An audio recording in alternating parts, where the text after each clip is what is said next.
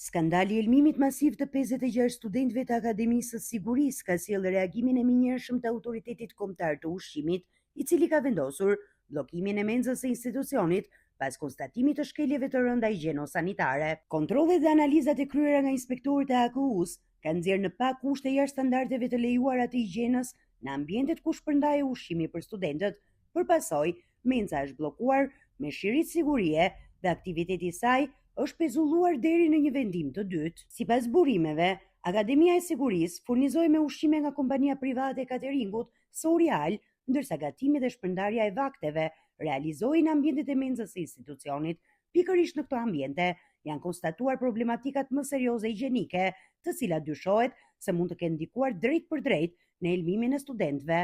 Ngjarja u bë publike disa ditë më parë kur 10 studentë shfaqën simptoma të forta elmimi pas konsumimit të drekës së shërbyer në akademi.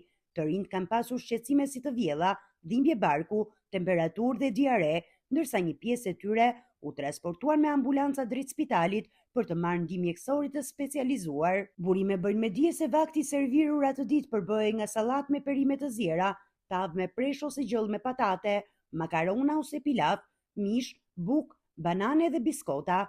Hetuesit po verifikojnë nëse një nga këto produkte ka qenë i kontaminuar apo nëse elmimi lidhet me mënyrën e ruajtjes dhe përpunimit të ushqimeve.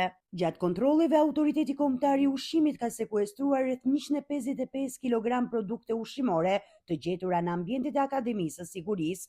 Produktet dyshohet se nuk plotësonin kushtet e sigurisë ushqimore, ndërsa ndaj kompanisë private Sorial është vendosur dhe një masë administrative me gjobë në vlerën e 100.000 lekëve. Ndërkohë hetimet vijojnë për të përcaktuar përgjegjësit konkret dhe për të zbuluar shkakun e plotë të elmimit masiv.